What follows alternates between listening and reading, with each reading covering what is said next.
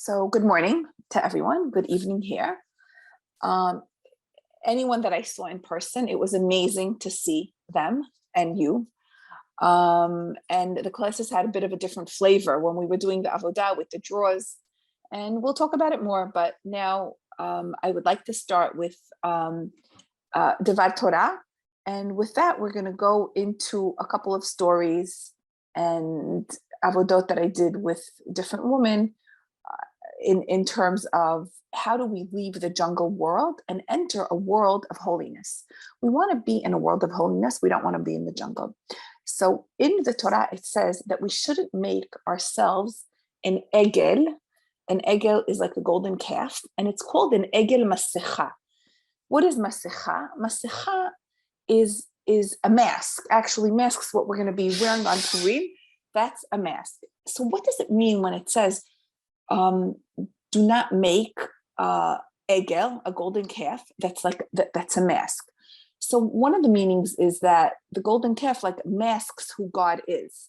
They're thinking this is God, but really it's not. It's like masking the real essence of Hashem. When we're trying to have a relationship with him through something else, it's as if he's wearing a mask.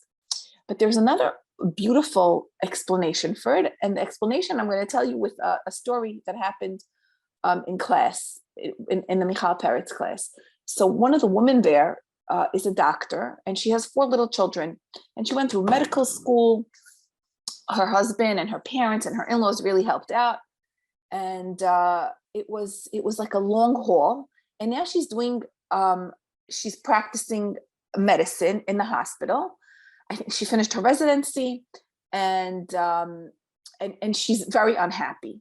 And she came to class and she said, you know what, this is not what I thought it was going to be. And Michal asked her, what do you mean? Like, what is it not that you thought it was going to be? And she said, I'm working too many hours. I'm working too many days. It's just too much time for me. I don't want to live like this anymore. It's not for me. I have 4 little children. They're a little bit older. I thought that once I finished medical school and residency, it was going to end. But I see that they just expect very long hours from me, and I work 5 days a week in a hospital. So Michal asked her, what is your ratzon? What do you want? You worked hard to go to medical school, and it was your passion, and you loved it. What is it that you want? And she said, you know what I want? I want another day off. I work 5 days a week. I want to work 4 days a week. I want to have, 3 sporadic days off, and I want to work 4 days a week. So Michal said, great. So go to the head of the department and tell him your ratzon, what you want. And she said that I can't do it. I just can't do it. She went home, and she slept on it throughout the week. And she came back the next week and she said, I can't ask for another day off. And Michal asked her, when you are thinking in your head to ask another day off, which is your ratzon, who do you have in mind when you're asking? So she said, you know who I have in mind? I have in mind the head of the department, that I'm asking him. So Michal said, no, you don't have, that's what it means in the Torah when it says egel masecha. You're not really asking him. You're asking God. This is your ratzon. This is what you want. You go to the head of the department and you tell them, excuse me, my ratzon is to have, I can work 4 days a week. That is what I want. That is what's good for me. That's what's good for my family. That is what I need at this point. Now, if you have the head of the department in front of you, that's the masecha. He is the man that's masking God. He's like the screen. Also in Israel, masach, screen, is from the word of masecha. He's like the screen in front of God. Now, what we want to do is take down these screens, take down these masechot, take down these masks, right? And know that when we say our ratzon, we're saying what's good for us. We're saying the direction Hashem would want us to go. We're saying our innermost self. We're bringing Hashem out into the light when we say it. And when we say it, we're not saying it to the people around us. It's between us and God. We don't need permission, not from the head of the department and not from anyone around us. And when we are actually looking at the person in front of us and we're thinking, we're asking them, could we, are we, I want like from you. So that's creating a masecha, a screen between us and Hashem. So when Hashem is telling us, don't put an egel masecha, like a golden calf that's like a mask, he's saying, don't use people around or different, whether it's people, whether it's your energy, whether it's time, whether it's money, to mask me. Don't use other means of trying to get your means met.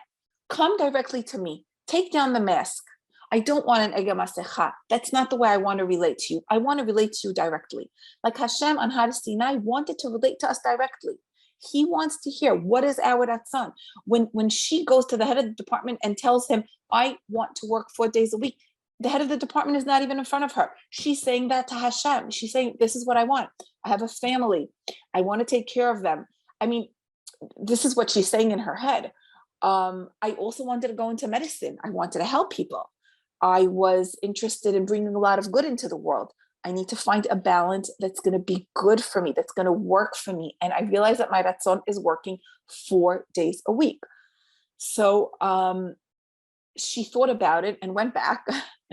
And she came back the next week and she still didn't ask for, the 4 days a week. And Michal asked her, so what happened?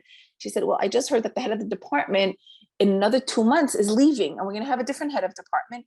And when the different head of the department comes, I will tell him, this is my ratzon, this is what I want. However,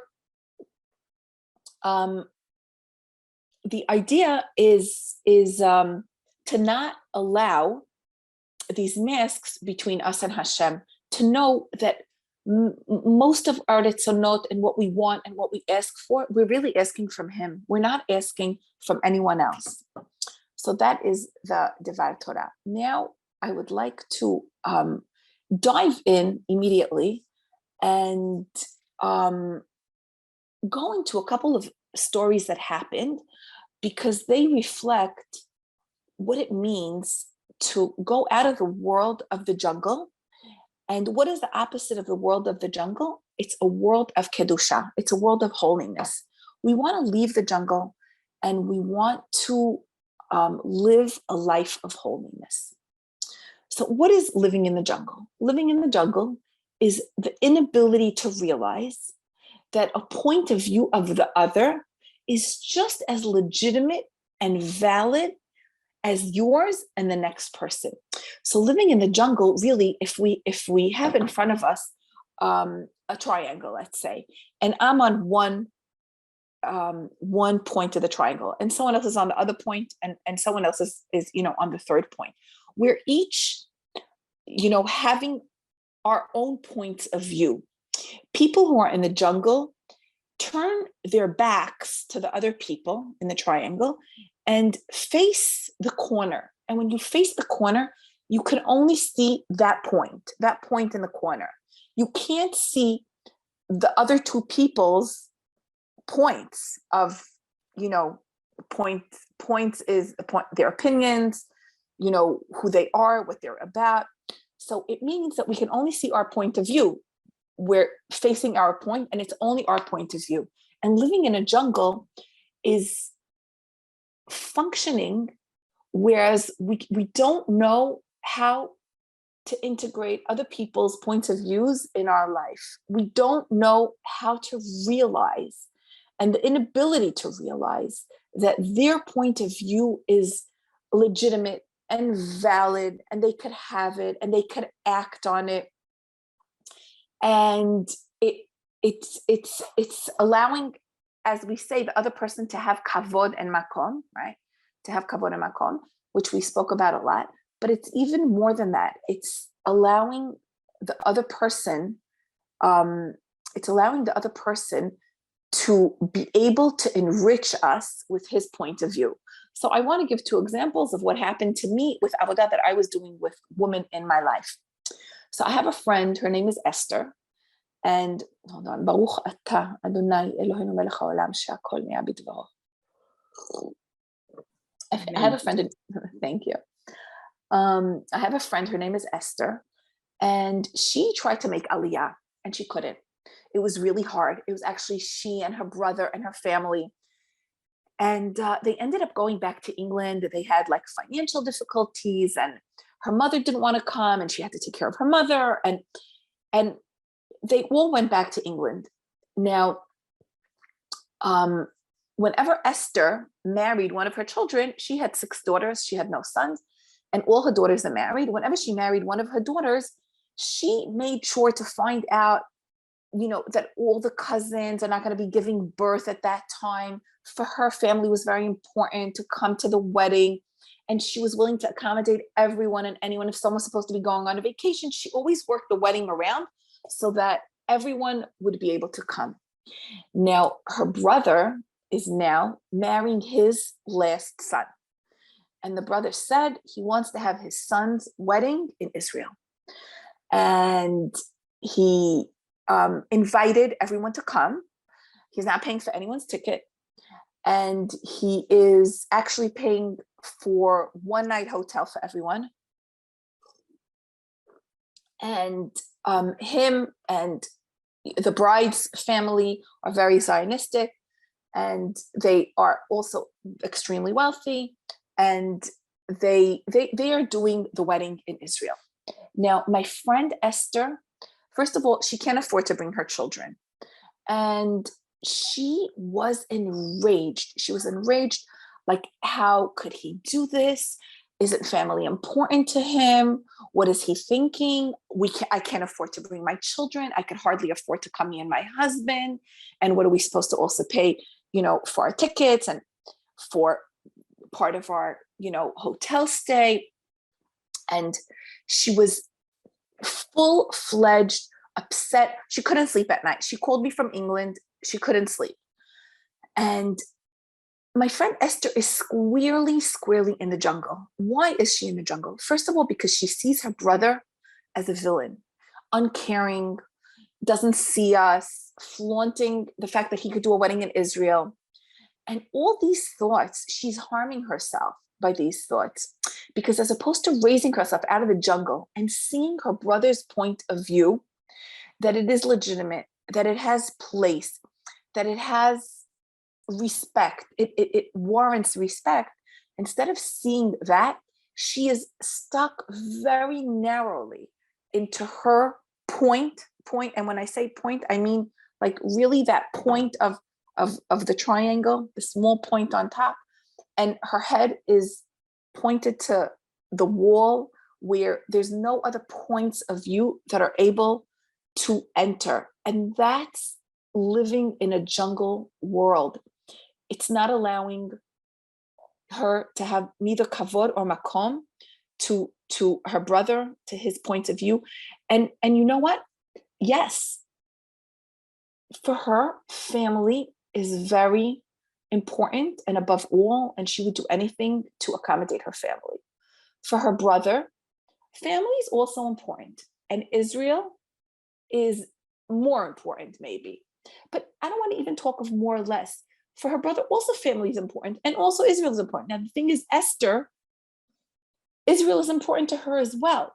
But everyone, ends up choosing where their heart lies. And it's fine. But when we think that everyone needs to choose where our heart lies, that's when we full force dive into the jungle, and we are not living a kadosh life. A kadosh life is the realization. What's the description of a kadosh life? A kadosh life is the realization that when someone takes a move in his life and does his ratzon and lives by his ratzon, he is bringing the light of Hashem into this world. He is shining God's light into this world. Now, when I was speaking to Esther, to her, it seemed like her brother was bringing only darkness and destruction into her life by not having her children because she can't afford, by having just paying for one night, so it makes it really hard for her, by excluding so many of their friends and family in England. And and she, instead of seeing all the light that her brother is bringing into the world, she just saw dark. She couldn't see Hashem coming through. And that is the jungle. And that does not bring us up to a level of holiness that we want to live in. Okay, I have another story of a friend of mine. And this is another example. Okay, so first, before I continue on to the other example, does anyone have a question so far on this example? Anyone? Could totally, okay. And I will put it on, I will put the taping on pause. Okay. I'll continue with the other example. I have, these are people that I know very, they're not close to me. Their name is Rachel and Bob, and they lived in Efrat. And they have 8 children, and they raised them, and they married them all off. And now Rachel and Bob, their dream and desire was, when they marry their children off in Israel, when you have children and they're in the army, so you really don't travel because you just feel irresponsible traveling when your child is in the army. And what if you get a call, and what if they need you? What if they get hurt? So people that have children in the army, they seldom and rarely travel. And every other weekend you want to be there for your child, and you want to do their laundry, and you want to cook them food, and really life revolves around the army service. So Rachel and Bob had a couple of sons, a couple of daughters. Their sons and daughters got married. All the kids were out of the army, and really their ratzon in life was to go traveling. They were waiting to go travel, and they travel now all over the world. They don't stay home for the holidays. Like, they enjoy going to like, let's say, Tibet for Passover, and joining the Chabad house there that has thousands of people. And during holidays they'll go to different places in the world that Chabad is in, and that's what they enjoy. And they enjoy hiking, etc., etc. So now a close friend of mine, her name is Marilyn, one of her sons married their daughter. And she called me up, and she said, could you believe that my in-law, how do you say that in English? Consuegra, my mechutanim, I know how to say it. I just, for Shoshana's sake, I think you don't know what's No, I understand. Oh, you do? I understand. Okay. Yeah. No. Okay. She calls me up and she goes, could you believe that they go traveling and they leave all their children, and it's going to be Passover, and I'm having, hold on 1 minute. Okay, whoops. Okay. And I'm having, my son and their daughter and the children for both holidays. When I say both holidays, I mean the first and the last. And they have no regard, and how could they, and what do they think, and they take no responsibility. And I love having family, but how could they? Okay, so here's a woman that says that she loves having family, and she loves hosting and whatever, yet she's still looking at Rachel and Bob and criticizing them, and not being able to see where they're coming from, and what they want, and what they want to do in this world. And really, when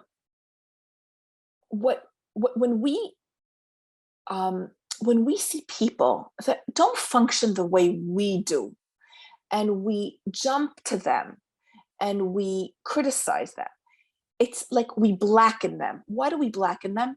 Because we're basically saying we don't give legitimacy for God to shine through them in this world.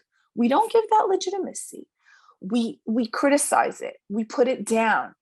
And it's also indicative of something else. It's indicative of the fact that if you really, like, if my friend Marilyn really liked, having family, and she was doing what she loves, and it was her that's on 100%, she wouldn't begrudge them their ratzon. She would be thrilled, to be able to host and have and whatever. The fact that she's criticizing someone else who's doing different than her is an indication that she's not exactly happy where she is, and she needs to delve inside of her in order to figure out her emet. So in a world that there's no kavod, that there's no respect, that there's no makom, there's no place for someone else, for their opinion, that kind of world is a jungle. It's devoid of all holiness. Because we're saying, and this is like a previous class that I said, we're saying that God cannot exist in both places. He's only here where I am. That's what we're saying. That God doesn't exist anywhere but by me, by my point of view, right?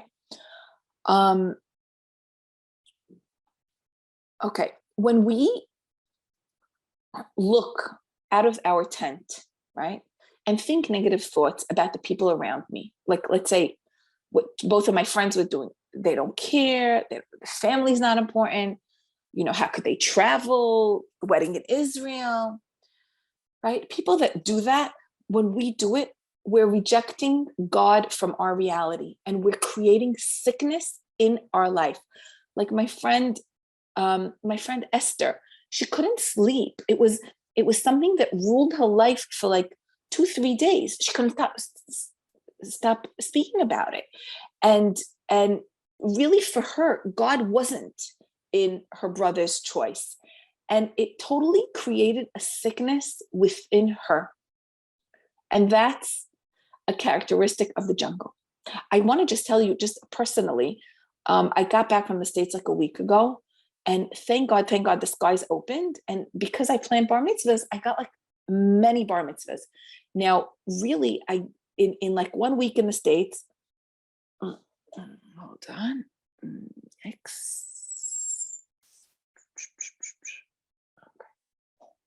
Hi, sorry guys, sorry, my mother's trying to call me. Hold on, wait, Ralph, I wanted him to call my mother. Okay, I think Ralph. Wait, hold on 1 second, guys. Sorry. Yeah, go. Ralph? Yeah. Could you please call my mother? She's trying to call me and I'm on Zoom just to see that everything's okay.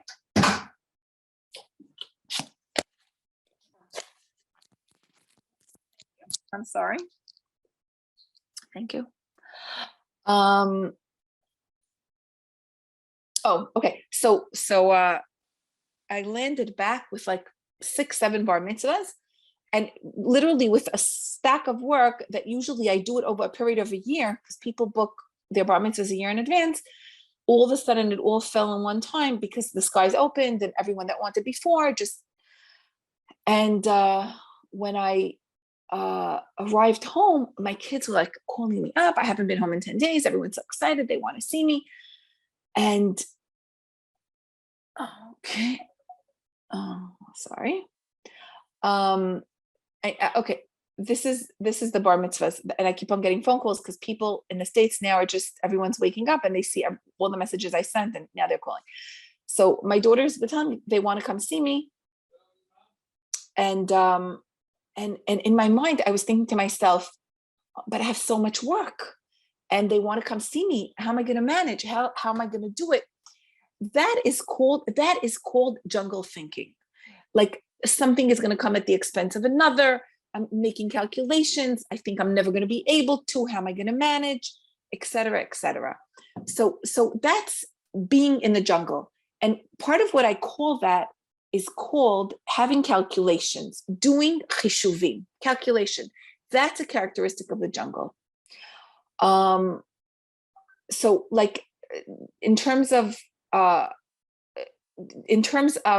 what my friends were doing, like Esther, the calculation is if they have a wedding in Israel, then they don't care about me. If they have a wedding in Israel, they don't care about family. Or if they go traveling, they don't care about family. If they go traveling, they don't care about the holidays. If they go traveling, they're deserting. They're deserting, they're deserting parents. So these are calculations that we make, and these kind of names that we give the situation, they put us in the jungle too. Okay, okay, any questions till here? Like I gave 2 examples. Does anyone have anything to ask about them before I go on to the next story of a woman that is looking to get divorced and why? Which also will highlight for us what a jungle is, what it means living in a jungle. Any questions? Okay. So another one of my friends is getting divorced, and we talk about it a lot. Her name is Sarit. And these are all women that I met in the Michal classes. So they're like, we speak the same language, and we see each other's avodah, and we know what's happening, and there's a lot of honesty. I think as everyone who came to the live classes saw, that it's a very fertile ground for honesty. Whereas not that when we're sitting over here on Zoom, I think people have a hard time opening up when we're doing this through Zoom. But so I'm going to tell you stories of avodot of my friend, because they're very honest about it, and no one knows them anyway. And they couldn't care less if you didn't know. They talk about everyone. They talk in front of everyone. So she wants to get divorced, and she told me, I'll give you 3 reasons why I'm getting divorced. My husband, I was sitting down, and he was also sitting down. We were watching TV together, and he got up and he squeezed orange juice for himself. And he came down and he sat down and he drank his orange juice. And I asked him, why didn't you ask me if I also want? Why didn't you squeeze orange juice for me? And he said, well, do you want orange juice? And she said, not really, but I really think you should ask me. Like, it's the nice thing to do. Okay, so whenever we're like, it's nice, it's not nice, jungle. We're in the jungle. And he said, so you don't even want, like, why are you, bothering me? And she was saying, you don't care about me. That was her translation. You don't care about me. And then he asked her, and you know what? If you want orange juice, get up and go and squeeze yourself and make yourself orange juice. Like, what are you making a federal case out of it? So that was one story that happened to her. The second story is her daughter was finishing the army. And when her daughter finished the army, there's like a whole tekes, a whole like end of army. Guys, someone help me out. How do you say tekes in English? Tekes is, okay, can't think of the word in English. Where they have the person who worked the hardest, and the person and the officers give everyone, their pins, and certain people who did more get, trophies or badges or whatever. So that's called a tekes. So it was the end of the army service tekes, and it was up north, like a 2-hour drive. And usually when you go for these tekesim, you make a lot of food, and you take up, and the family goes together, and it becomes like a picnic, and it's a very enjoyable day, not to be missed. Even people in the States that have children who are in the army in Israel, they fly in for it. So she wanted to leave she wanted to leave 3 hours before. It was a 2-hour drive. She wanted to get there an hour before, so she could have a lot of time with her daughter and take it easy and slowly. And she finished cooking, and she put everything in the car, and she asked her husband, do you want to come? And he said, I don't know, I'm still thinking about it, I'm not sure. And she drove up by herself. She got to her daughter, they sat down, they had the picnic, and like 10 minutes before the tekes was supposed to start, her husband arrived, and she sees him, and like, why didn't you just come with me? And all of a sudden, cheshbonot, like the different calculations. Cheshbonot is calculations. Like, why did he take 2 cars? It's such a waste of gas. It's so much miles. It takes a toll on the car. Like, what's the story? Why couldn't he just come with me? And she's like grounding him up in her head. And just so upset, so pissed off. And at the end of the tekes, of course, the tekes was ruined for her because all she thought about is her husband and driving separate and bringing two cars and wasting the gas and the money, and right? And right now, this was her youngest daughter, so all the older kids were there as well. Each one came from their own place in Israel, like no one drove together. It's a great meeting place, the tekes of the army, and her son goes to her, Ima, I want to go to the Kinneret. My friends are there. Do you mind dropping me off? And it's a half-hour detour. In other words, if it took 2 hours to get to her house, it'll take her 2.5 hours. And she said, honey, I'm really very tired. Let me ask your father if he'll do it. And she asked the husband, do you mind driving our son to the Kinneret? And he said, no, I don't want to drive him. And she ended up driving him. And at that point, she said she's getting divorced. That's it. I don't want to live with this man anymore. Her insides were churning. She's saying, what are these calculations? All the calculations were in her head. And she said, this is just not for me. Now, what was happening over here? When I asked her, Sarit, what do you think a marriage should be like, right? What do you think a marriage should be like? And she said, a marriage is people taking on projects together. I go, what do you mean people taking on projects together? She said, let's say when I was going to go up for my daughter's tekes, I made a ton of food and I make the food and he puts the food in the car. Like, and we do these projects together. And I told her, Sarit, these are your projects. They're not his projects. He's not interested in that. Like, and she was saying that once after she finished cooking, she was so tired, she couldn't put the pots in the car. It was too much for her. So basically, she has a ratzon of bringing a lot of food to the picnic of the tekes, and she wanted to cook it. However, she's not staying within her true size. What is her true size, right? Her true size is maybe cooking 2 pots and bringing it into the car and being able to drive. That's her true size.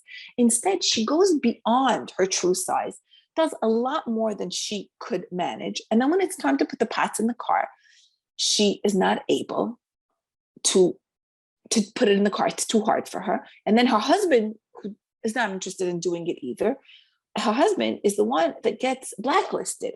In other words, her husband, and he's the person that's next to her, is he allowed to say his ratzon? Are the people around us allowed to say their retzonot? If we allow the people around us to say their retzonot, it means that we lifted ourselves above the world of the jungle and we entered a world of holiness.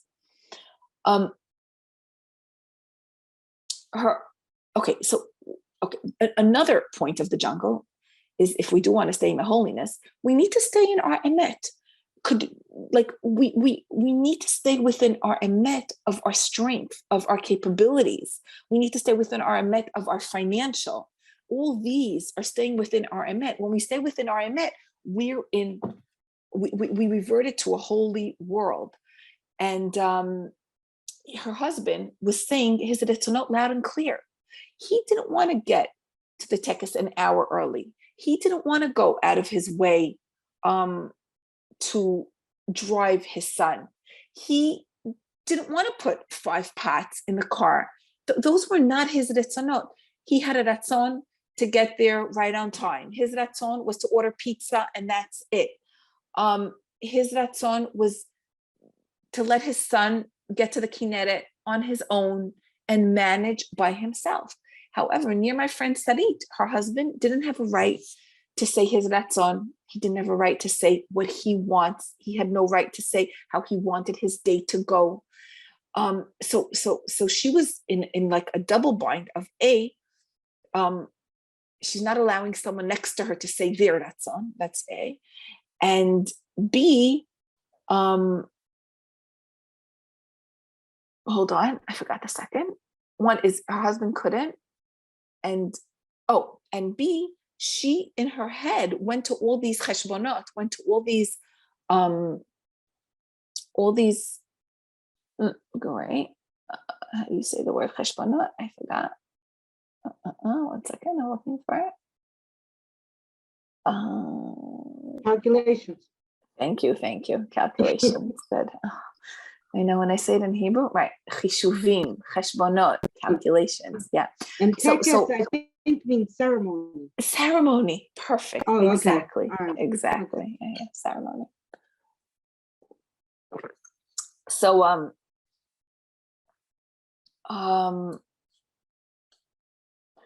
okay. So both the calculations and the inability of someone next to her to say their ratzon was putting her in the jungle. How in the world did she dress her ratzon on her husband?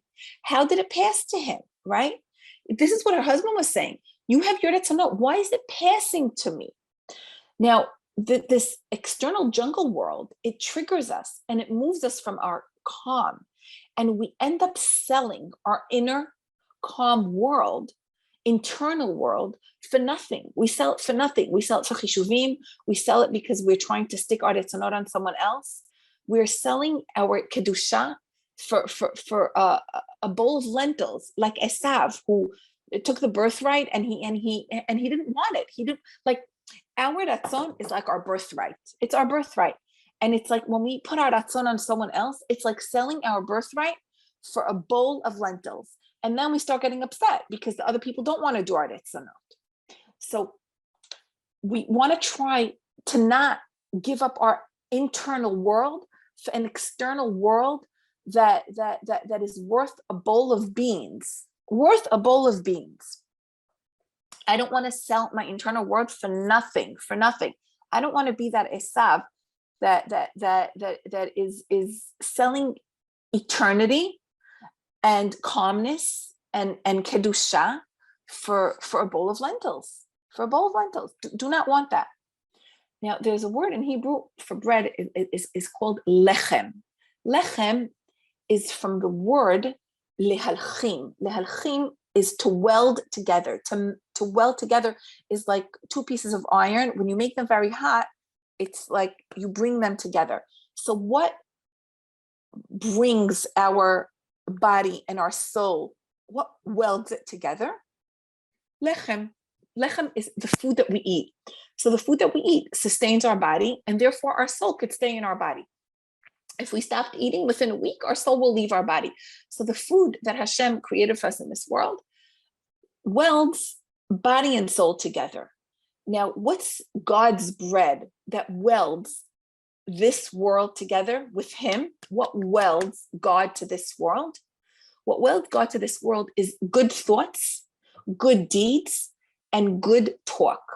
When I do those things, when I have good thoughts about people, when I do good deeds in this world, and when I talk good about people, I bring Hashem, I weld Hashem, just like the bread welds our body and soul, I weld Hashem firmly into this world. When my friend Esther was having,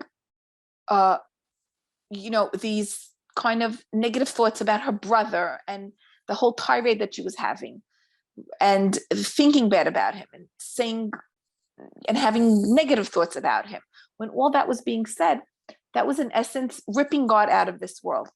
But if she would, so it's not ripping him only out of her life, it's like out of this world. If she was able to have good thoughts and to have a good talk, like speak about it well. And when I say good thoughts, when someone drove me to the airport and they were telling me how, the class really changed their life and things look different. And she said, there's a man that he triggers me.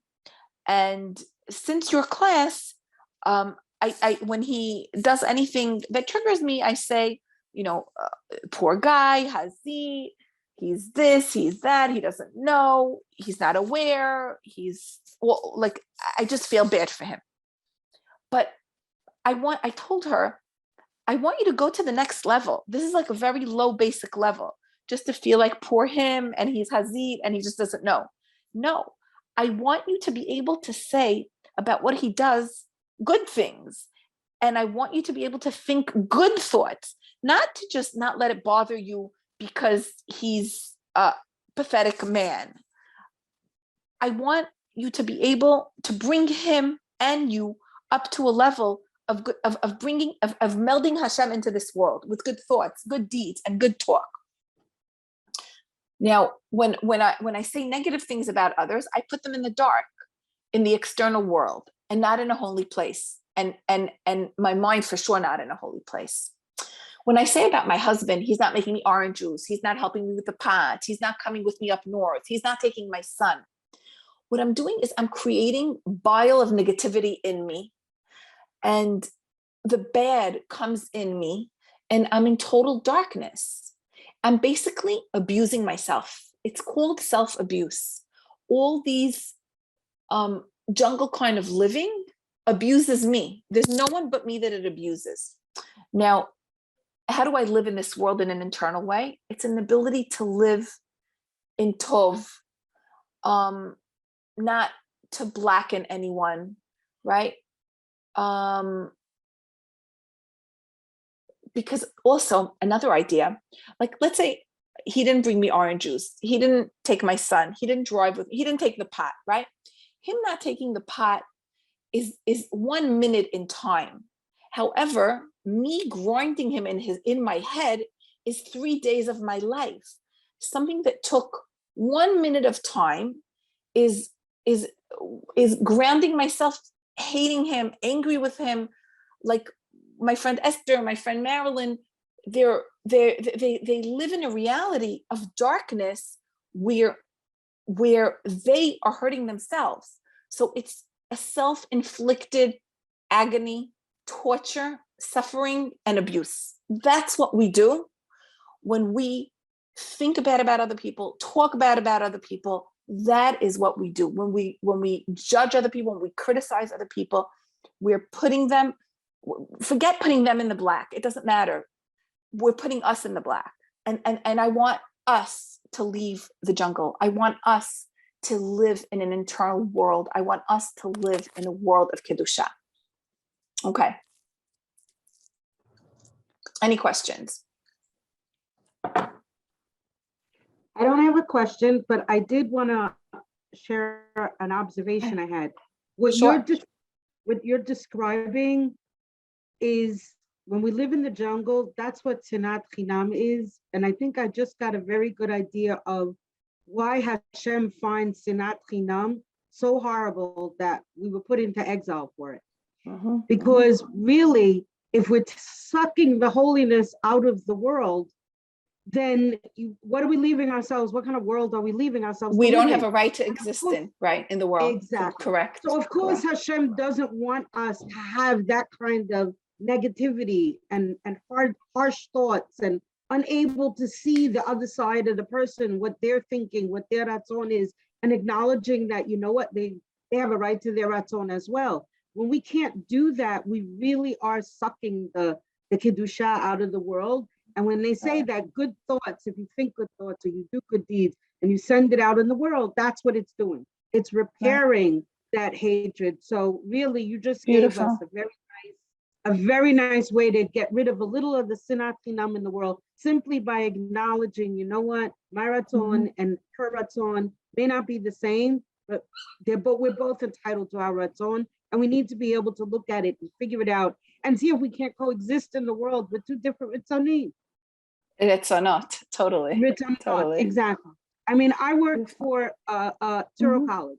So, and Touro College has a feud going on with Yeshiva University, which in my mind makes no sense, because I'm like, you're both two Orthodox institutions, which Orthodoxy already is a small group.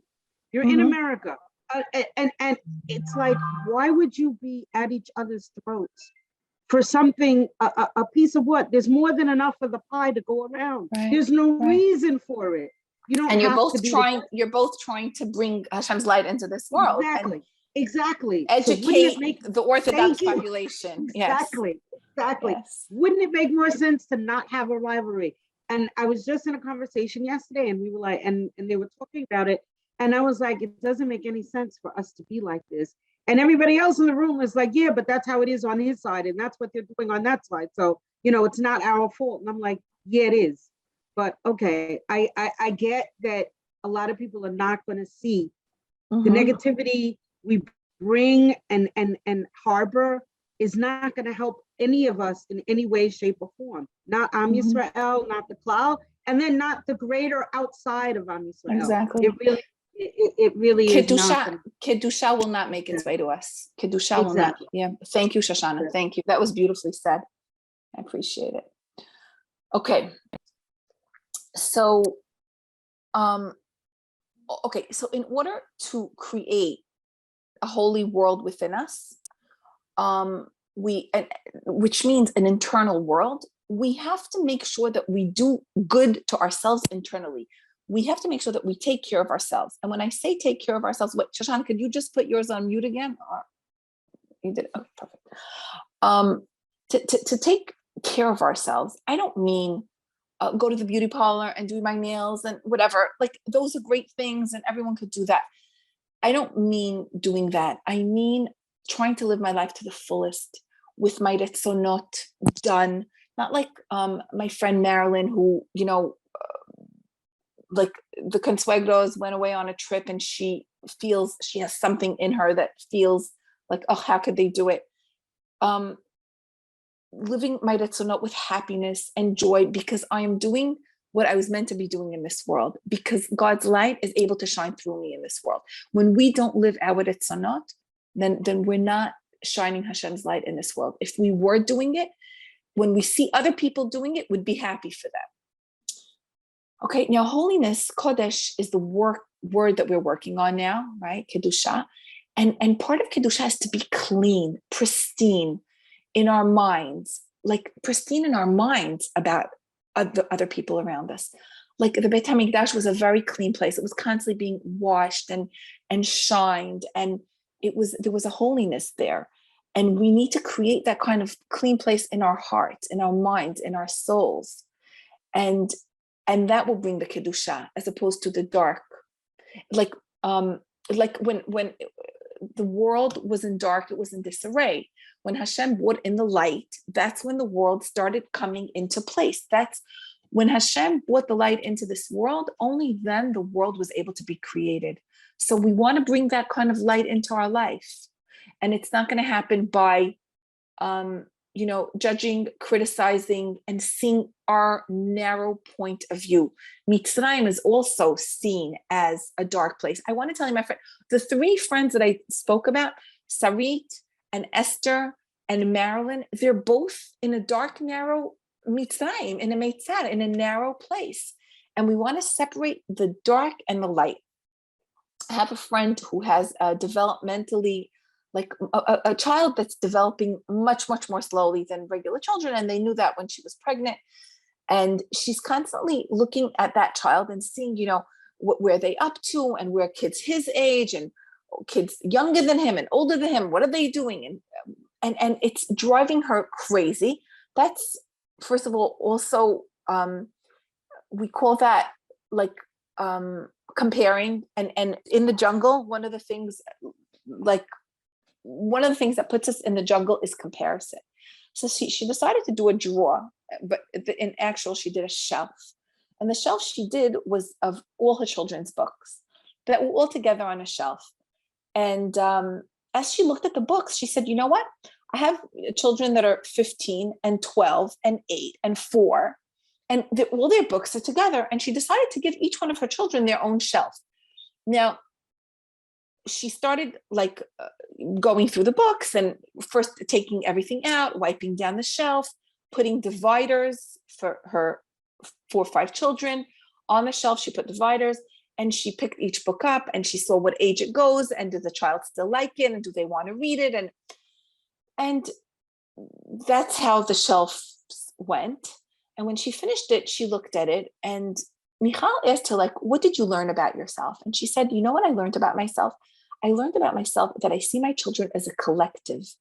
I don't see them as separate individuals that go at their own pace, that have their own way, that are in different age brackets, that have different, that have different like needs, that have different likes. like having all the books jumbled in one shelf is seeing the children as a collective. And it helped her now see her child with developmental delays, that she compares her to other children. She realized that in God's world, right, in a world of kedusha, there's no meaning of time. This is her daughter. It's her daughter. No matter how fast and slow she develops. And Lenore, she discovered the word mine. This daughter is mine, and she's her own individual, and she's going to develop at her pace and in her way. And I don't have to look around at everyone and weigh and measure, because that puts me in the jungle, and I don't want to be in the jungle. I want to be able to focus on this child's capabilities, on this child's growth, on this child's abilities, on the way this child is unfolding in Hashem's world. So through this shelf or drawer that Lenore did, she was able to realize that her avodah is to be able to see her children as individuals. Okay, I have a friend of mine, and her name is Anna. I have so many stories. Well, the reason I have so many stories is that I wasn't here for 10 days, and everyone just, when I got back, so they just wanted to unload all their avodot and their development and what had happened in the past 10 days that I wasn't here. So I have a friend who, right before I left Israel, her father passed away. He was 95 years old. Her name is Anat, by the way. Her father was a Buddhist. He came from Iraq like 80 somewhat years ago. And in Iraq, some of the Jewish community there were not so connected to Judaism. Like, they were cultural Jews, but not so keeping, fasting on Yom Kippur and not eating chametz on Pesach, but not more than that. And her father, when he came to Israel, he decided that he's an atheist and he doesn't want to keep, Judaism. And he went to search around and he found Buddhism, and that's the way that he lived his whole life. And Anat, through Michal's classes, like 7 years ago, discovered her Judaism and became religious and lives, a full-blown religious life. And she had many conversations with her father, and her father passed away. Her father actually, like 10 years ago, told everyone that he wants to be cremated. But before he passed away, he said, no, I don't want to be cremated. I just want to be buried. I'd like my son to say Kaddish for me. And when Anat's father passed away, her mother said, I don't want to sit Shiva for my husband. So, and I don't want anyone to sit Shiva in the house. So Anat turned to her mother and told her, Ma, your house is the biggest house. If we sit Shiva in my house, people are going to come to me and there's no room there. And my sister lives all the way in Eilat. What do you think? How could we resolve it? And your house is like in the center of the country. How could we resolve it? So the mother said, you know what? Get a tent in the backyard. I don't want anyone walking to the house. Let the Shiva be in the tent. Great. Now, what was Anat's mother trying to tell her? Anat's mother was trying to tell her that when my husband dies, I don't want to die with him. I don't want my life to be diminished. When my husband dies, my life needs to be lived doubly, because I'm also living for him. I'm living for me and I'm living for him. And when somebody dies, we need to take that kind of living that they did, internalize within us. It doesn't mean that she's living his life, that what he would have been doing, like he was a marathon runner, she's going to start run marathons. No, it means that she is going to live doubly. She's going to live more alive, more happy, more with vigor, more with energy, and more with joy, because she's going to make up for all that her husband is not experiencing anymore.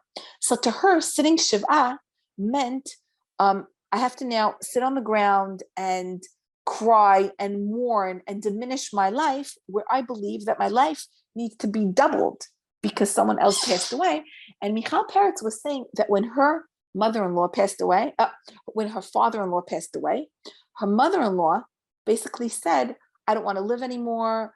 I want Hashem to take me. Life is not worth it. And she went into a full-blown depression from the fact that her husband passed away. So, like, through our spouses, we perfect ourselves, we fix ourselves. Even through their death, it's an opportunity for us, no matter who they are, to be able to continue living in a kadosh world. And of course, Hashem wants us, like, this world is for the living. Hashem wants us to live. Of course, there's a moment, or a week and 30 days where we need to pause and give ourselves the time to mourn. And Anat's mother was not willing to do that. And so she went into one direction, and Michal Peretz's mother-in-law went into, she didn't take the period of the mourning for the 7 days and 30 days. She took it for the 3 years, right? Where life was like diminished out of her.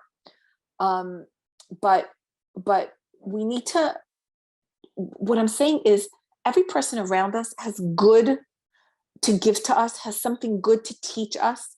And we need to be able to take it and use it, because that's what it's there for. Whether even the person is dying and the person is alive, people they're here to do good in this world. They're here to give of their good in this world. And that's the way we need to look at them. One last story of Michal Peretz, which was her birthday 2 weeks ago, and highlighting this point. It was her birthday, and she asked herself, what do I want to do for my birthday? So the reason she's my teacher is because she didn't ask, what do I want everyone to do for me? But she asked, what do I want to do for my birthday? And she said she has an apartment in the old city. She has 12 children. She has an apartment in the old city where she raised her kids when they were little, before they moved to Gush Katif. And when they left that apartment in the old city, she and her husband decided that when every child gets married, they could have it until the next child is married. So now I think her 8th child is living in the apartment. But she said she wants to bring her parents from Haifa to the old city and spend Shabbat with them in the apartment, tell her son, please leave, and spend Shabbat with them in the apartment, and then take her parents, who are both 90 years old, her father is a Holocaust survivor, take her parents down to the Kotel tunnels that they never saw, and show them, like, the place, Rav Getz's shul underneath, like there's a place right by Kodesh HaKodashim also, and there's a beautiful shul called Tshuva Shul, which is all made out of gold and whatever. And she wanted to give her parents that treat for her birthday. So first of all, she asked herself, how can I do this so it's going to be within my strengths? And she said within my strengths was to cook 4 pots, a pot of rice, a pot of chicken soup, a pot of chulent, a pot of vegetables. And that's what she cooked for that Shabbat. And she brought her parents, and they had a wonderful meal. And she woke up, her parents slept till late, but she woke up for nets, and she went down to the Kotel tunnels and prayed there. And finished her prayer. Well, like when you pray nets, so you finish your prayer like 7, 8 o'clock. 8 o'clock, she came home. She gave her parents like cake and coffee. And she told her parents, now let's go down to the Kotel, and I want to take you through the tunnels.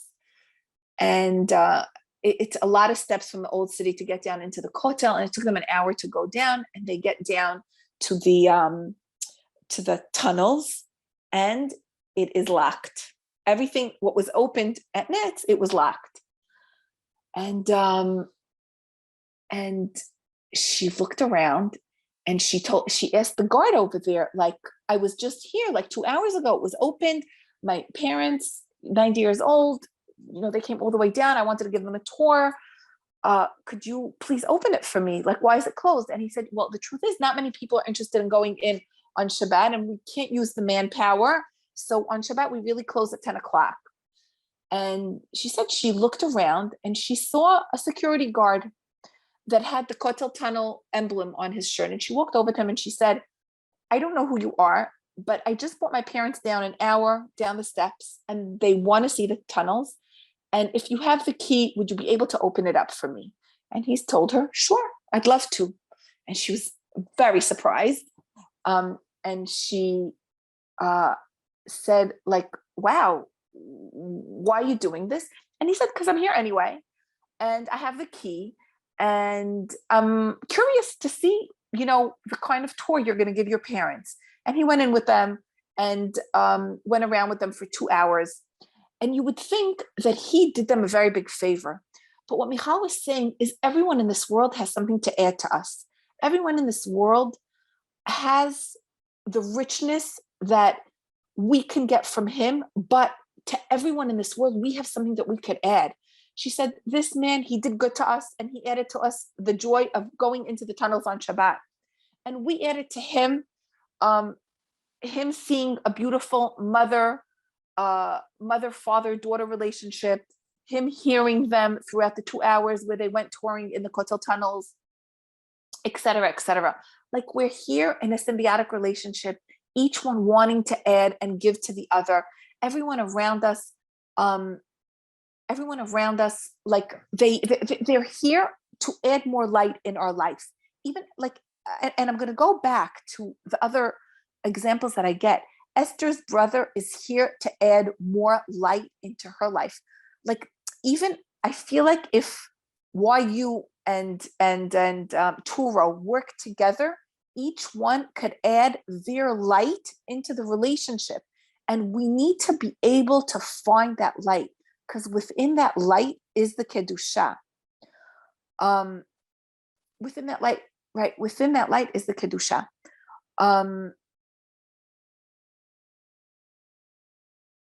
There was a girl who is learning in the Midrasha, and she's constantly fighting with her mother. Why is she fighting? She's fighting with her mother because she does the bathrooms in the house before Shabbat, and her mother doesn't compliment her. So I told her, when you clean the toilets, you know what you're getting. Your mother's not complimenting you, because compliments come from the outside.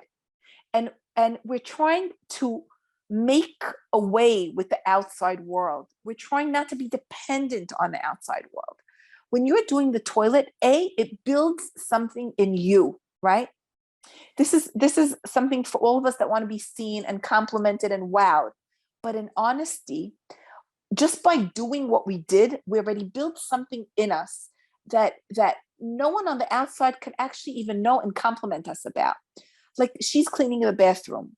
Her mother's doing the cooking. Her brother's doing the garden. Each person is bringing from their tov, and that builds something within us. It builds a feeling of belongings. We create belonging when we do that. And no compliment and no wow and no back patting could compare to the koma, the floor, the step that we're taking while we're doing that action. Whether we're praying mincha, I build something in me, I clean, I organize, I cook, I go to the supermarket, I do a Shabbat. Doing all these things, we create togetherness, we create belonging, we create competency, and all that just is dwarfed by compliments that we're expecting. So here she is. This is what I mean. Selling your internal world for an external world. This girl is building things in herself by doing the toilet and by having this togetherness. And she wants her mother to compliment her. And that's an external world. And she is fighting and carping and arguing with her mother and ruining the Shabbatot that she comes home because she's not getting complimented, because someone is not patting her on the back, is not giving her positive feedback. Whereas what is happening internally with her is so much greater than the external that she would ever get.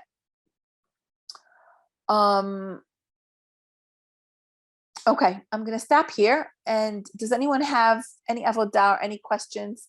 I am going to put now, I'm going to put it on pause, and I'm not going to be recording anymore.